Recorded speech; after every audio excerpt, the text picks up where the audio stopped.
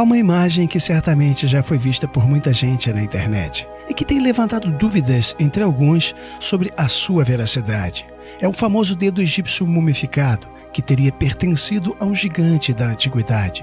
Para que possamos ter uma opinião formada sobre este assunto, precisamos retroceder no tempo e ver como tudo começou. E é isso que iremos fazer agora, neste exato momento. Venha comigo e conheça o mistério do dedo gigante egípcio mumificado.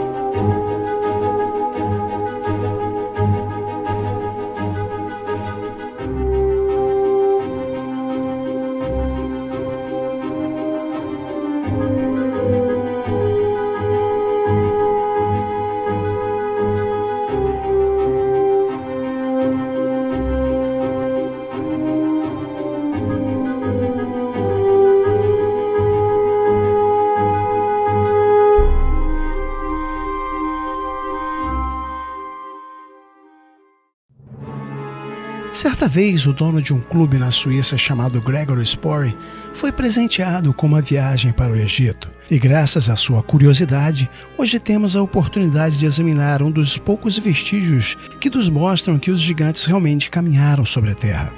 Em abril de 1988, ele viajou para o Egito em busca de conhecimentos antigos. Particularmente, ele estava interessado na Grande Pirâmide de Gizé e queria descobrir se ela realmente agia como um amplificador de energia cósmica, como dizem as teorias góticas. Por 2 semanas, ele explorou poços e passagens escondidas, tentando obter informações dos funcionários, mas não conseguiu encontrar nenhuma evidência do suposto perfil energético das pirâmides. Com sua viagem mal sucedida, Sporry resolveu então tirar o melhor proveito de seus 2 últimos dias de férias. Porém, sua sorte iria mudar em um lugar onde ele jamais imaginaria: um bar de hotel.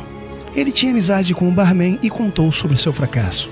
O barman então disse a ele que conhecia alguém que podia mostrar-lhe algo muito mais enigmático do que as supostas energias das pirâmides.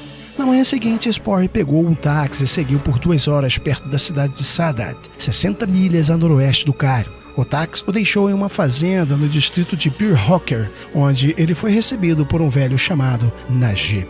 Najib disse que ele vinha de uma antiga família de ladrões de túmulos e que seus ancestrais tinham visto muitas coisas proibidas e algumas delas tinham sido passadas de geração a geração. Disse também que havia sido forçado a vender algumas delas para pagar a sua fazenda, mas que havia um item que ele jamais se desfaria por dinheiro algum.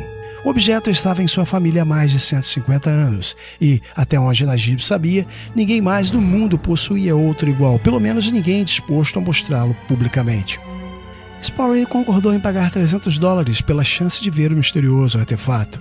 Então Najib entrou em um quarto e trouxe uma caixa de madeira. Dentro havia um longo objeto envolto em couro.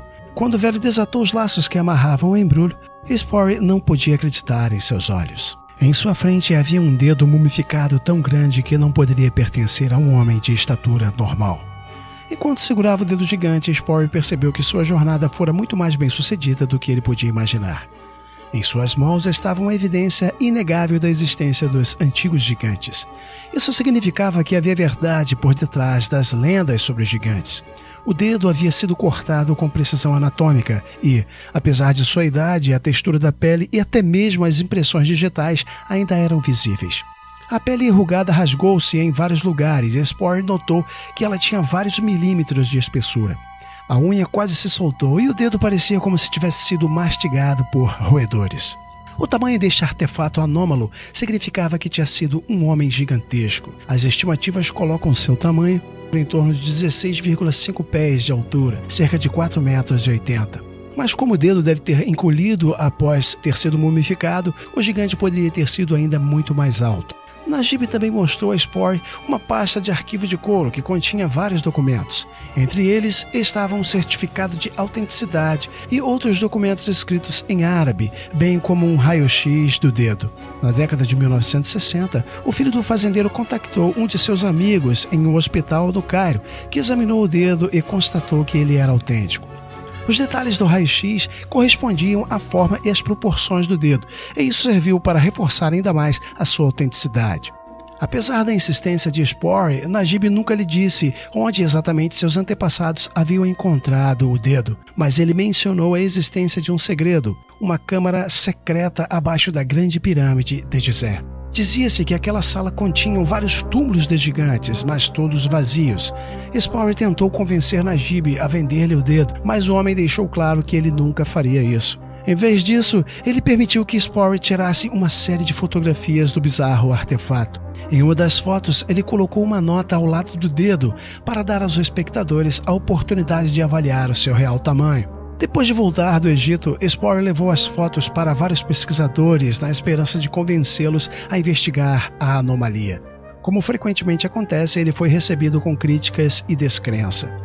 Sua descoberta não se encaixou bem dentro das visões aceitas pela ciência. Assim, ele seguiu por conta própria para tentar responder às suas indagações interiores.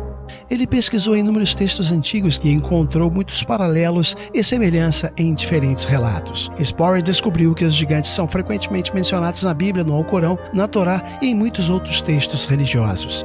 Mas os gigantes também são mencionados fora dos textos religiosos do universo cultural dos judeus. Um historiador do século I, chamado Flávio Joséfo, do ano 37 a 100 d.C., descreve-os como os homens mais altos do mundo. A mitologia suméria foi construída em torno da presença dos Anunnakis, uma raça de gigantes que vieram à Terra há mais de 400 mil anos, referindo-os como aqueles que desceram dos céus. As representações egípcias de seus deuses consistem em enormes estátuas. A ciência nos diz que isso foi feito a fim de descrever a importância dos seus deuses e não da sua altura real.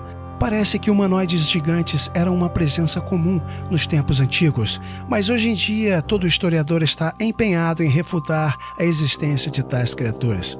Para muitos defensores da história alternativa, esta atitude tem sido um claro indicador de que há uma espécie de conspiração que tenta encobrir qualquer evidência que possa confirmar que os gigantes realmente existiram. Em 2009, Spory retornou ao Egito em busca de Najib e do dedo mumificado que ele lhe mostrara.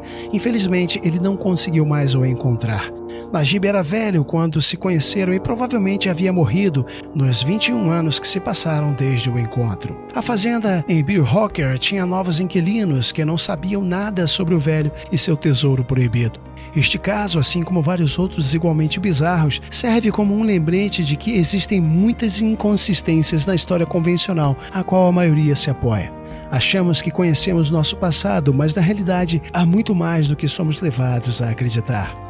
Hoje o assunto gigantes é considerado um tabu entre os principais cientistas, mas como a história nos mostrou, os paradigmas mudam e as mentalidades se transformam. Talvez o futuro nos traga novas revelações, mas pode ser que estejamos destinados a sermos mantidos no escuro do verdadeiro conhecimento por forças que ainda temos que identificar.